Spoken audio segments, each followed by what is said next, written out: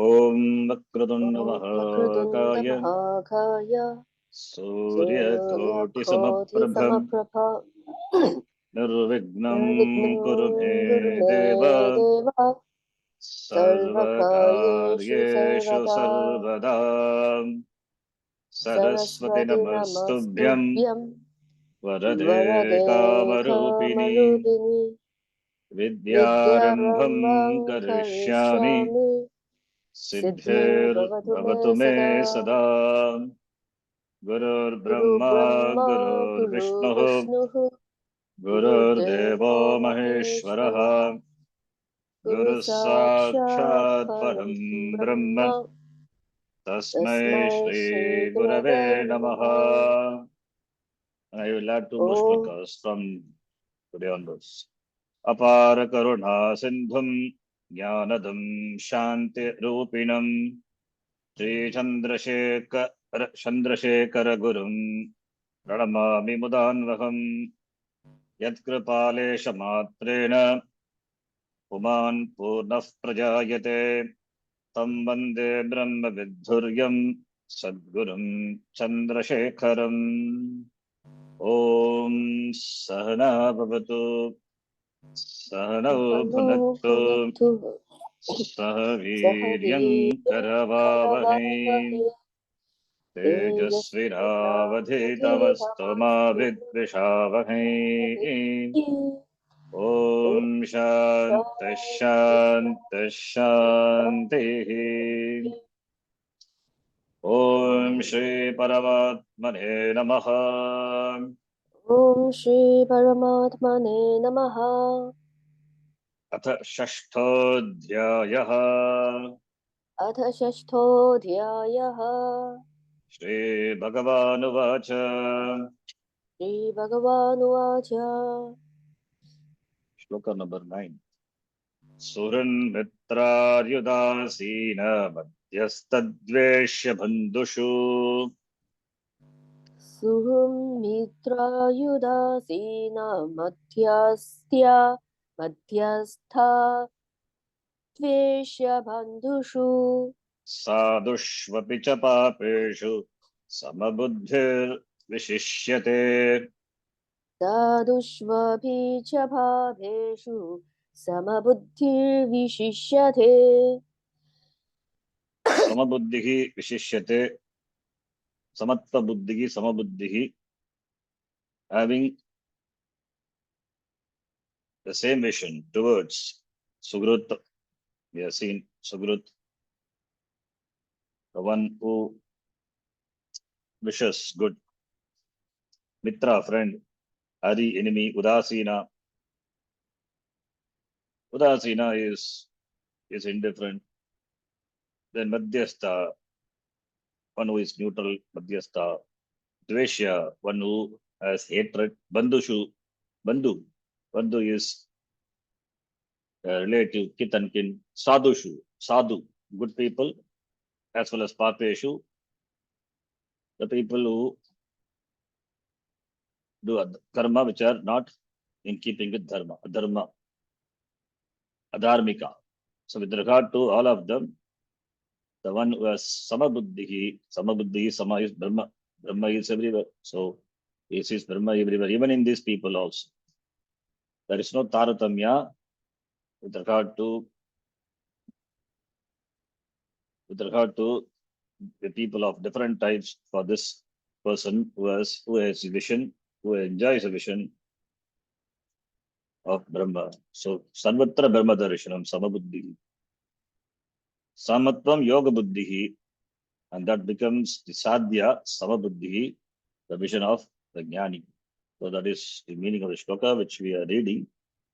From here we have to read. The fear of being judged. We are discussing about each type of people. We have seen the nature of all the people. What are these people? So the wise person doesn't condemn any person. He doesn't condemn this papi, this doesn't condemn the dveshya, etc. So okay, from here we will read. Samabuddhi Vishishyate, referring to the person who has equal vision. Samabuddhi, referring to the person. not just the vision, referring to the person. It's a compound. Bahuvrihi samasa. Sama buddhihi yasya saha, the one who has same buddhi, same vision. Same means it is Brahma darshan. It sees everything, everyone as Brahma. Everything as Brahma, that is previous shloka with regard to the objects. Samaloshtash the previous shloka. Now here with regard to beings, people. Samabuddhi is not a Samabuddhi referred to the person. So the person is not a dull, dumb person who cannot tell the difference between a Sugrut and a Papi. He or she recognizes Sugrut as Sugrut and Papi as a Papi. Sugrut is well-wisher. Papi is one who does harm to others, who does pedanam, who afflicts others. The karma is Papa karma, therefore by karma the person is referred to as Papi. So with regard to them, the person Samabuddhi as equal, as the attitude equal. He treats them.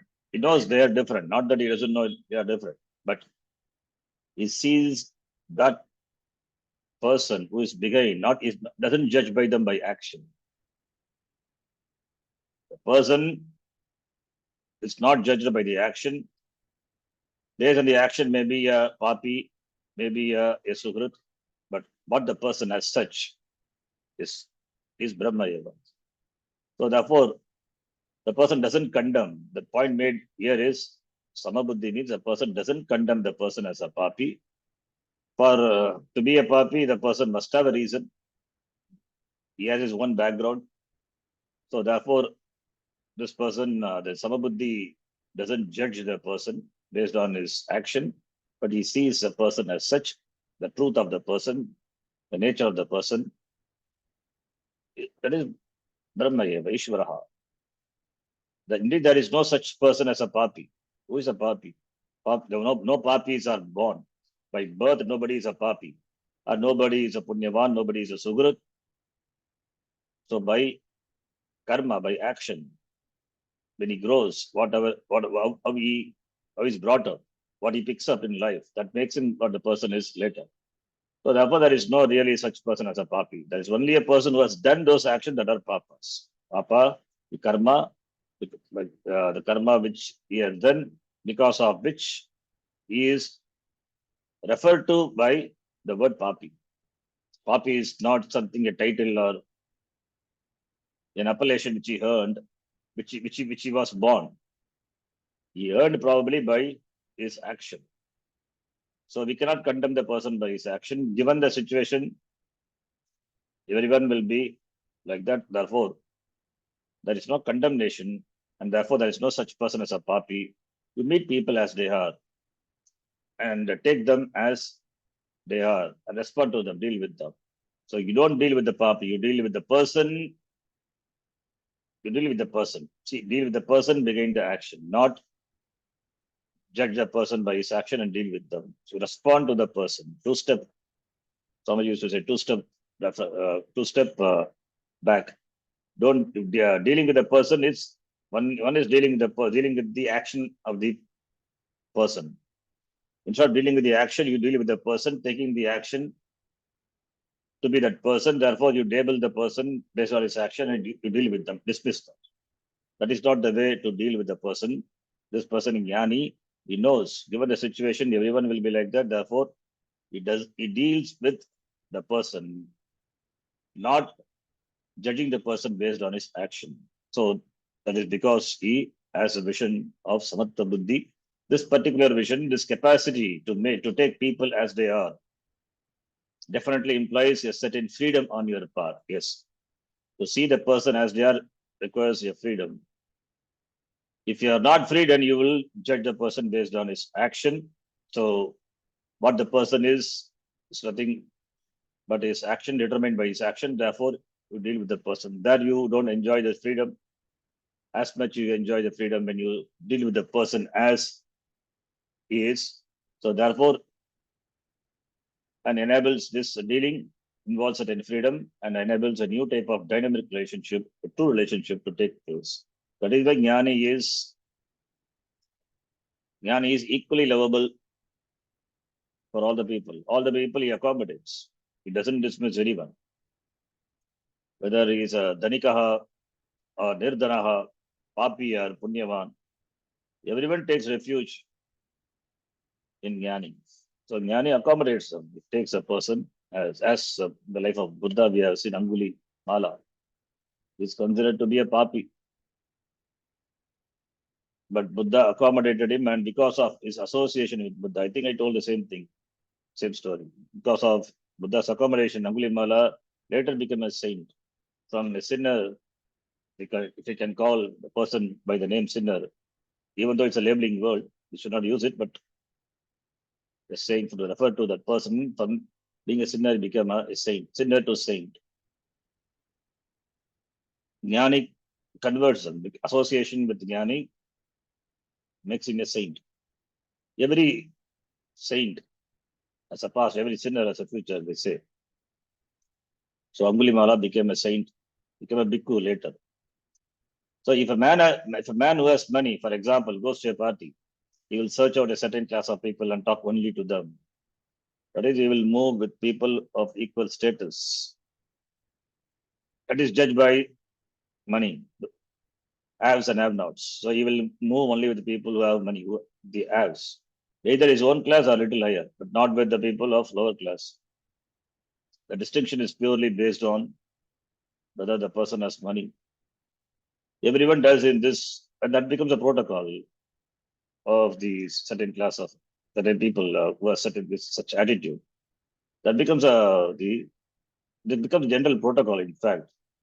So if you are a rich person and if you move with people who do not have money, then you will be looked down upon as though you have done a big crime. So this is judgment, purely judging the person. So therefore, since there is an untold protocol, so everyone does in this way or the other. Protocol is not right, but there is an unwritten protocol that people follow. You may come across someone who is informed, a scholarly person, and he run away simply because he is a scholar, because he cannot stand with the knowledge of the person. You feel uneasy, you feel ignoble, you feel completely ignorant. In front of his knowledge, you cannot stand. So you feel so small. If you realize the inadequacy of yours. So therefore, you find it more, you find it uncomfortable and run away. Therefore, you find it comfortable to be away. You may either run away from those who are moneyed or and proud, or you may seek them out. Similarly, either you may seek the person who is a scholar, or you may move away from them. This is not the same thing as being careful about your choice of friend. A friend is one with whom you can share and be free. Therefore, there's some validity in choosing your friends carefully. But we are not talking about empirical life here. Here we are talking about wise person, Jnana Tripta Atma, the one who has tripti, satisfaction. His satisfaction doesn't lie in things and beings. He is satisfied with himself. He has adequacy, he has purnatvam, he has a sense of completeness. Completeness not born of things and beings. He is satisfied with himself. So how does he respond? That is what is told in this talk. How does he respond? How does he or she respond to all these different kinds of people when he happens to meet? How does he respond? With reference to all of them, the person enjoys equal vision. It's one of equal vision. Samabuddhi. Samabuddhi is equal vision. Samabuddhi in the shloka refers to the person. So as a compound. So regardless of the social status, profession, astrological sign, or whatever, he has got equal vision. The equal vision, it is a result of the knowledge. So that is the end, that is a sadhya, for which the means, Shravanam, Mananam, Nididhyasanam, and this chapter is Dhyana Yoga, that is chapter of Nididhyasanam. The steps are common for both meditation and contemplation. We can translate Nididhyasanam as contemplation and Dhyanam as just meditation, because Dhyanam could be Saguna Brahma Dhyanam, or it is just Upasana. When it is Nirguna Brahma, it has to be Nididhyasanam. The steps are common. So common steps are mentioned in this chapter, and Nirguna Brahma Dhyanam, Nididhyasanam. Therefore, this chapter is called Dhyana Yoga. So the goal of Dhyana, their Nididhyasanam, is is jnanam, and that is vision, this samabuddhi, this person enjoys. So the sadhya, the end is talked about here. And how does this person look upon the people, as it is said in the second chapter, Satapragya? How does he work? How does he talk? How does he conduct himself in the world? So that is this shloka talks about the same way. How does the jnani look upon these people, different people? In fact, this shloka also can be taken as one of these Sthitapragya Lakshanam. Sthitapragya Lakshanam it is. There are many shlokas like that. Not only the shlokas of Sthitapragya Lakshanam, the pragya, the wisdom of a jnani. So all these shlokas from different chapters can be collected and put under the Lakshana, the characteristics of a jnani. So therefore, the wise person doesn't bother about what a person was or is, what he or she did or is doing, whether he or she is a follower of Shastra, or whether it's a sadhu or one who goes against the Shastra, papi, whatever it may be, doesn't bother. For him, the wise person, that is for the wise person, it takes people as they are, doesn't judge them based on based on his actions or based on what the person is, personality is, personal characteristics are. So as they are, he takes the people, because to take them as they are requires freedom. And this jnani, the samabuddhi, the person enjoys that. Therefore, it takes the people as they are. In other words, it's a non-judging person. You can be a non-judging only when you have knowledge, when you have clarity with regard to the nature of the person, the truth of the person. When everyone is Atma, then how can Atma be a Sugrut, or how can be Atma be Mitra or enemy, or it is a Papi or Sadhu? There is no Papi Atma, there is no Sadhu Atma. Everything is Atma, everything is Brahma. The person has Brahma Darshanam, Atma Darshanam. So therefore, how can the person see the differences? The differences, not that he will not see the differences are Nitya, he knows. So that doesn't it doesn't become a factor for judging the person. So that freedom, this jnani, the samabuddhi, enjoys. Then the next topic here, the fear of being judged. People are always afraid of being judged. Otherwise, they are usually a little shy when asked to talk in front of others. Because when they open their mouth, they think probably their ignorance may manifest. Therefore, they are shy, or may not be ignorance. Even if they are knowledgeable, they are shy because they have the feeling that they will be judged. Even those who have had the experience of talking publicly remain a little shy. Why? Because they are afraid what other people would think. So what other people think, that becomes the value for what one is for those people. Therefore, they feel afraid. So that comes they are afraid only when it comes to talking publicly, not privately, because privately they're not afraid. They're not afraid of being judged when they talk to the friends, when they talk to their colleague or friend. But in the group, they feel afraid. They feel shy because that's a fear behind that shyness, that they may be judged. But they don't want to be judged. So if you don't want to be judged, then you also should not judge others. So judging, you can have provisional judgment. That's a different thing. Somebody said one thing, provisional judgment. See, we cannot act in the world without judgment. Sometimes we need to judge, like the provisional judgment. Like the example, when in the airport, when you are waiting for the flight to arrive before boarding. Suppose you want to go to the restroom, you cannot carry all your baggage. Maybe the next person who is sitting next to you is also boarding the same flight. You just tell them, take care, we'll come back in a minute, and go to the restroom and come back. But you believe the person and hand over the baggage to him, because you have some orientation, some talk he had already before. So he's also boarding the same flight, the seat and all, Therefore, you hand over baggage. So thinking that you will not steal, you will not open, and anyway, if the baggage is locked, you cannot open also. This is provisional judgment. You hand over the baggage because you believe that you would not take it and run away. Provisional judgment. So our actions in the world, in the empirical world, most of the time it is based on provisional this judgment. Judgment without judgment, we cannot without provisionally judging the people, we cannot act also. The situations are like that. There are some provisional judgments. Nothing wrong in provisionally judging a person, but judging a person and dismiss them, that's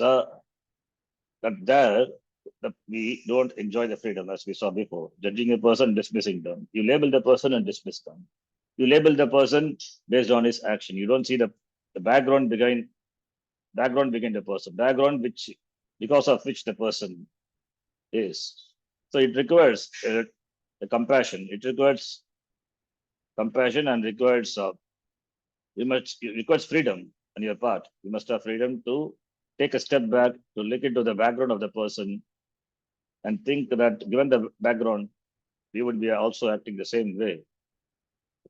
So it requires a little compassion. And for Jnani, the compassion is so spontaneous. So therefore, Jnani is always non-judgmental. So here, why are we afraid of other people? Because the fear of judging people. In fact, we spend most of our lives thinking about what others think. So what we are is what others think. We are not what we think. We give importance to what others think about us more than what we think about us.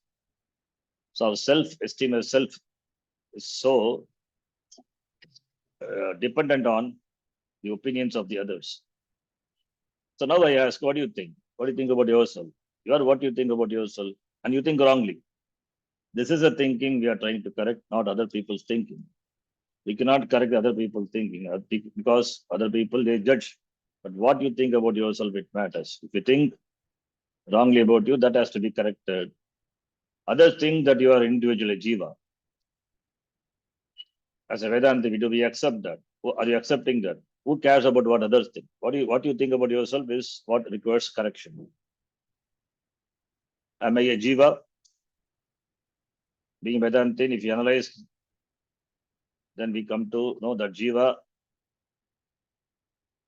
I'm a jiva, but the jiva with the Sharidamana Sangata, I'm a jiva, but the Sharidamana Sangata is, it's me, but I am not that.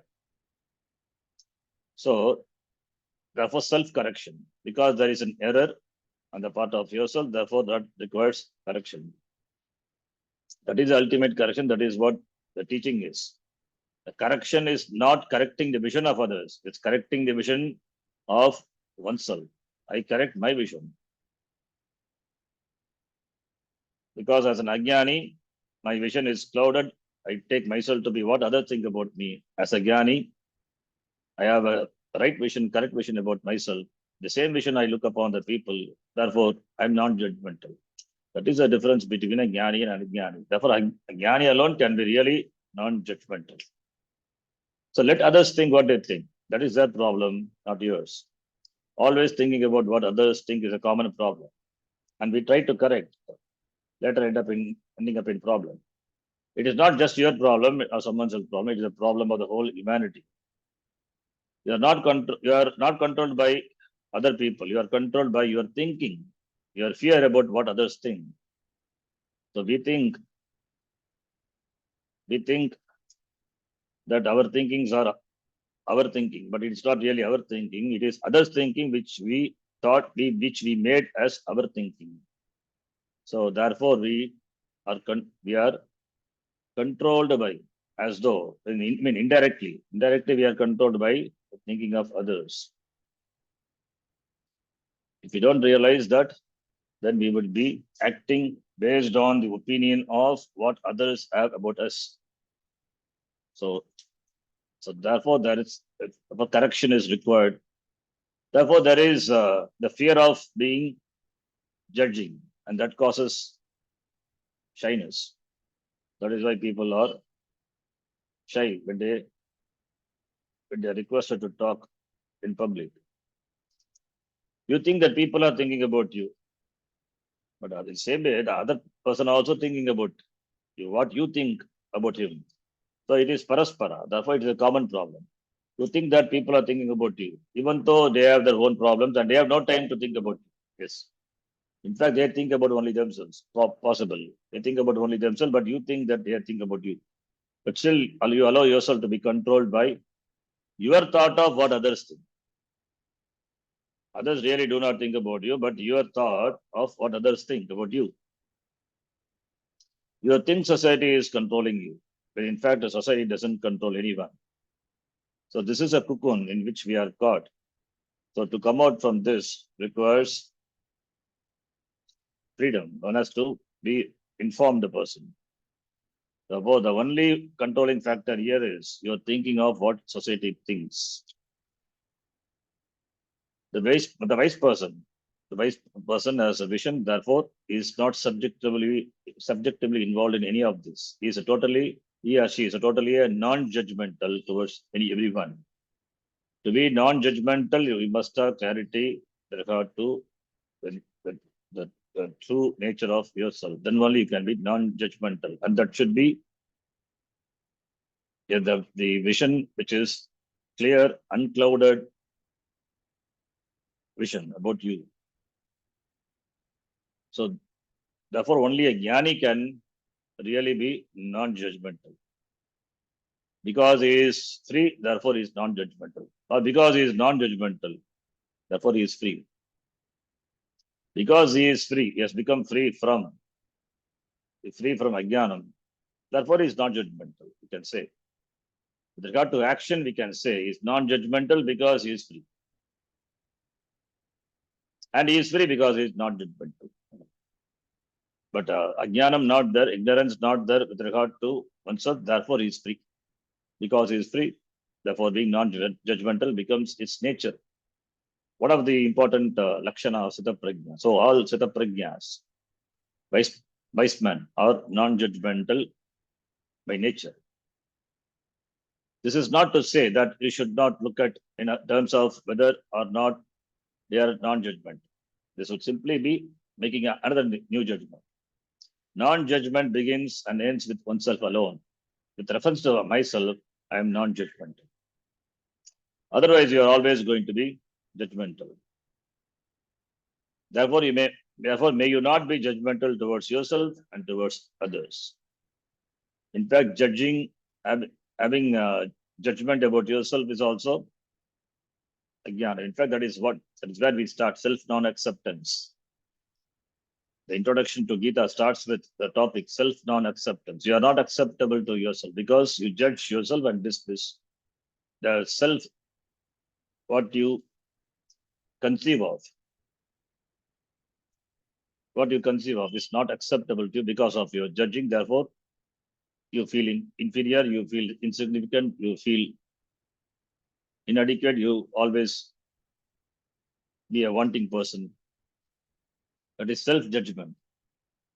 So the knowledge leads to, the self-knowledge leads to the knowledge of yourself, and once you understand what you are, then you become non-judgmental. So the result of this jnanam is, with regard to your action, you become non-judgmental. At the same time, that is the result of jnanam. At the same time, in vyavahara, even to be a sane person, one has to be non-judgmental towards oneself as well as towards others. All these are aside topics. In the shloka, we are talking about the person, samabuddhi, is spontaneously non-judgmental. That is because of this jnanam. Then the correction. Correction takes time. The correction is the knowledge with what I have about myself. Empirically, being non-judgmental as a value. Yes, in Vyavahara, it has a value. And for a wise person, it is spontaneous, it is natural. So, empirically, being non-judgment, it has a sadhana. As a sadhana, it has a value, and that is sadhya, it's natural for a wise person.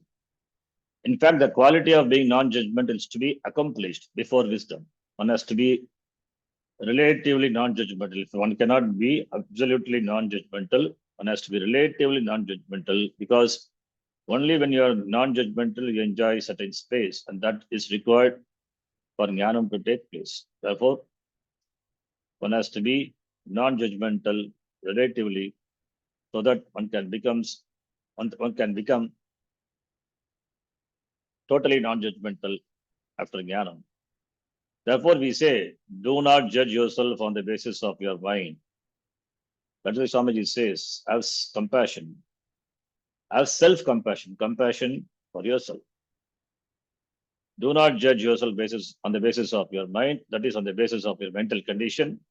This is the basis of all judgment. Judgment of your qualifications, that of your skills, your physical body, about which we have serious judgments, and its status of age, about age, weight, color, hair, and so on. About weight also, judging, self-judgment. Not happy with the current condition, therefore wanting to improve, wanting to reduce the weight, judgmental. Therefore not accepting what I am now. So all these are judgments.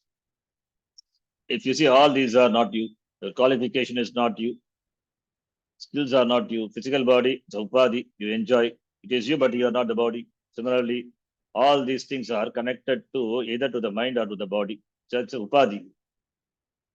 Upadhi is what you enjoy, it is not you. So based on you, you judge this superimposition, superimposing the attributes of the body and mind on Atma, and determining and judging the Atma to be. I'm a small Atma. I'm so and so. Atma is neither small nor big. Atma is what it is. So not only do we judge ourselves this way, but we judge others also. This is all false, absolutely false. But this is what samsara is. So the whole samsara is acting based on judgments. That is why correction takes place. If your action doesn't take place based on judgments, such judgments, then you are free. You have some sense, you have knowledge, therefore, or even as a value. As a value, you enjoy when you have this non-judgmental quality. You enjoy certain freedom. In every area, there is a mistake, an error. One's whole perception of oneself and the world is wrong, based on judgment. Therefore, a total evolution has to take place. First, we put things in order empirically, and then we say that these are all judgments, and the self is not to be judged according to anything. The self is something, Atma is something that has to be recognized. It is recognizing, it is knowing, it is not judging. We are not judging Atma. We are knowing Atma. All judgments are false. Judgments with regard to Atma. Atma is only to be known. It is not, there is no judging in knowing there is no judging involved in knowing the Atma. It is recognizing the Atma. That is, it's only knowledge. Atma is recognized only by knowledge, not by judgments, not by judging. Knowing is simply recognizing the nature of self as it is. If these are not Atma, my skills, my qualifications, my weight, etc., all which are connected to my upadhi, then what is his Atma? Minus this.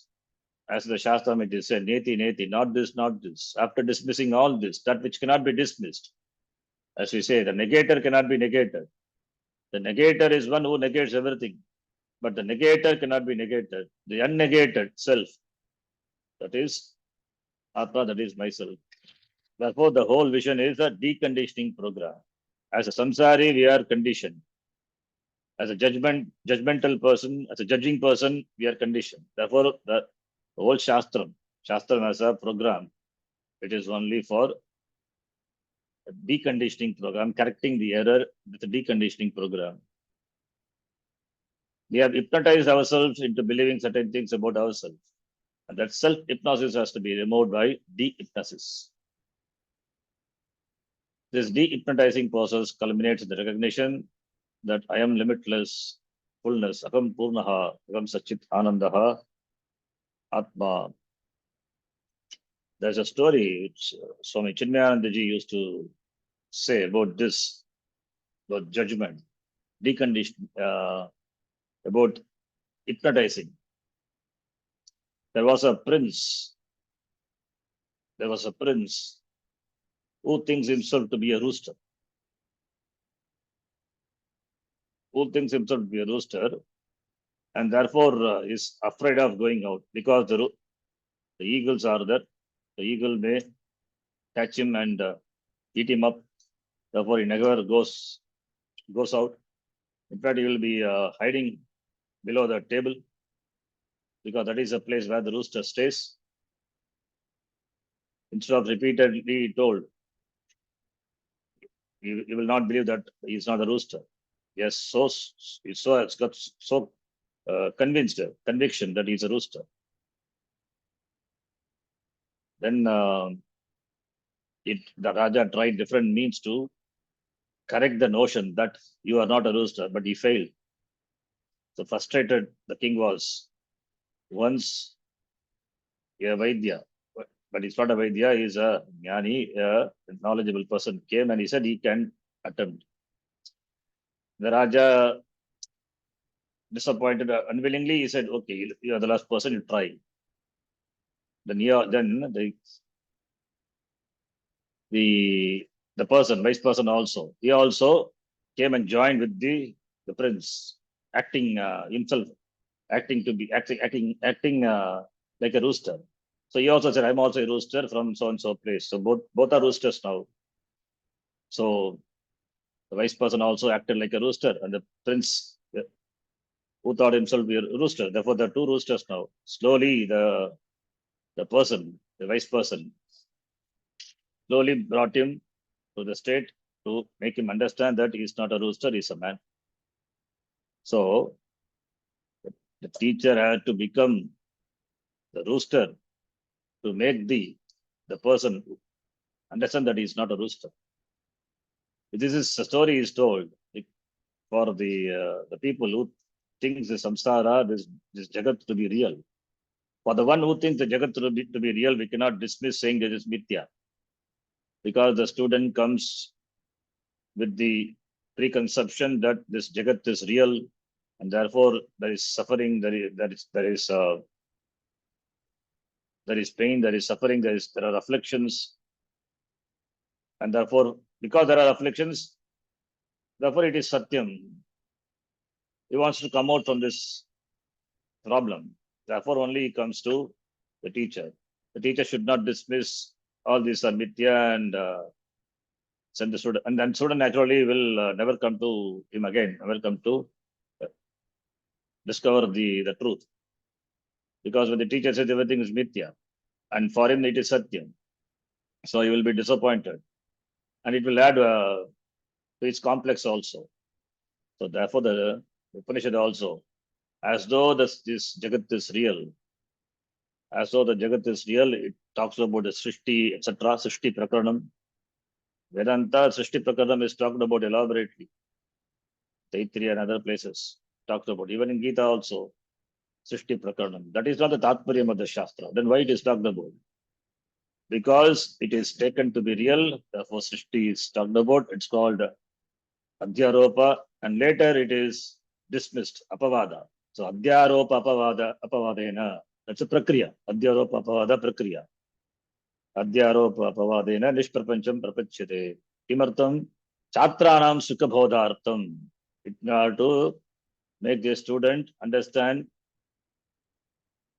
easily. Sukhabodhartam. For easy comprehension of the students. This prakriya, this adhyaropa apavada prakriya is handled by sampradaya. So this is dehypnotizing. Superimposition and desuperimposition. We are superimposed ourselves with this upadhi dharma. Now we have to dehypnotize. Dehypnotizing, then upadhi dharmas are understood not to be the atma dharma, not to be my dharma. Therefore, what I am, aham purnaha sachit anandaha, I am ever full. At no time I am incomplete or inadequate. So all the attributes of the upadhi are not my upadhi. They are Mithya Upadhi. I am without any attributes. Without attributes doesn't mean I lack. Aham Purnaha. So these attributes do not add anything to my Swarupa. Aham Purnaha. Purnaha. I am complete, infinite. Infinite plus finite is always infinite. Infinite minus infinite is also infinite. Infinite plus security is infinite. Infinity plus any artha, kama, everything is infinite. Infinite cannot be fulfilled by any amount of artha, kama, etc. That is why in the second chapter we have seen the last shloka of the Satapragya Lakshanam, last but one. Apuryamanamachala pratishtam samudramapa pravishanti advat. Tadvat kamayam pravishanti sarve sashanti apnoti na kamakani. The ocean is always full, always up to the brim. It never gets filled by the water, the inflow by the water which flows into it. It's already full. The water flowing into the ocean, the water flowing into the ocean becomes the ocean, doesn't fulfill the ocean because the ocean is already full. Tadvat shantim apnoti. Natu kama kami. Not the one who desires sense objects. He will never be complacent. He can never be fulfilled. He will always be a wanting person. So, without understanding the truth of oneself, one cannot become free. One cannot become non-judgmental. So this is therefore the program. This program is dehypnotizing program. That is a teaching, because it involves teaching. Therefore, the prakriyas are involved. Adhyaropa apavada prakriya. There are many prakriyas. One prakriya is adhyaropa apavada. Then the next topic. The wise person is the most exalted among yogis. We will complete this shloka. Because this Jnana Vijnana Triptatma, this phrase is used because we have seen in the previous shloka. Jnana Vijnana Triptatma is Triptaha, satisfied by knowledge, and Vijnana is assimilation. Aproksha Jnana. Jnanena, or Jnana meaning the Atma Jnanam. So he has understood the Swarupa of oneself and therefore satisfied. That is the meaning of Jnana Vijnana Triptatma. This Jnana Vijnana Triptatma, name of the persons, the name because is Triptaha, name given to the person who has the knowledge of the Atma, and therefore because of it he is Triptaha, satisfied. Therefore the person is called Jnana Vijnana Triptatma. Otherwise it's called Samabuddhi, as said in this shloka. Samabuddhi, referring to the person, doesn't sit in judgment. He or she attains the status of being the most exalted. Samabuddhi vishishyate. Vishishyate means is the most exalted person among all the yogis, among all the people, among all the yogis, all the yogis. The expression the most exalted has to be understood in this context here. Among those who are not yet wise, there are different degrees of insight and understanding. So among the wise people, there are different degrees based on their insight, understanding. So among them is this person is the most exalted. Whereas among those who are wise, there is no such difference.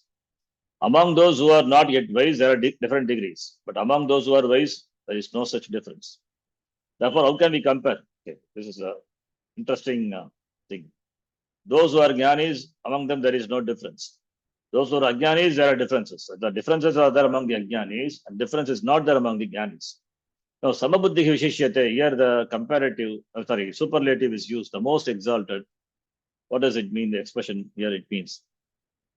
Thus, we cannot really compare the wise person being discussed here, because among the wise person is the wisest we cannot say. And what about other people? You say wise person, are they not wise then? So in jnanam there is no comparison. Either you are a jnani or you are not. As simple as that. But thus we cannot really compare the wise person being discussed here, jnana vijnana triptatma, with others. In terms of samabuddhi, however, a word uses as some kind of descriptive paradigm for jnana vijnana triptatma, some comparison can be made. Thus it is said here, one whose buddhi is of equal nature with reference to all these people, the samabuddhi is the most exalted. Vishishyate. So in terms of Samabuddhi, Bhagavan uses some kind of descriptive paradigm for Jnana Vijnana Triptatma. So he is the most exalted Vishishyate. Other interpretation also is possible, as Bhashyakara says, in Shankaracharya's time, all manuscripts were handwritten on palm leaves. Shankaracharya may have seen the word Vishishyate or Vimuchyate. That is, in fact, better Vimuchyate. Samabuddhi Vimuchyate becomes free. Or, or he may have had a manuscript that actually said Vimuchyate, meaning the person whose vision is equal with reference to different kinds of people is Vimuchyate. Vimuchyate means is liberated. Samabuddhihi Vimuchyate. The one who has Samabuddhihi, instead of Vishishyate, we can have the word Vimuchyate. That another part of Veda is possible, is there. So, therefore, Vimuchyate, because Vashikara says Vimuchyate. Since one who is liberated is the most exalted among the yogis, the meaning remains the same. Among the yogis, mumukshus, the one who is liberated is the most exalted. All are mumukshus, but the mumukshu who becomes free, he becomes the most exalted because he has gained moksha. So vimuchyate. Therefore, vimuchyate is a reading what Shankaracharya takes. This shloka and the one before it point out what is gained by this self-knowledge. Samatva buddhi is what is pointed out.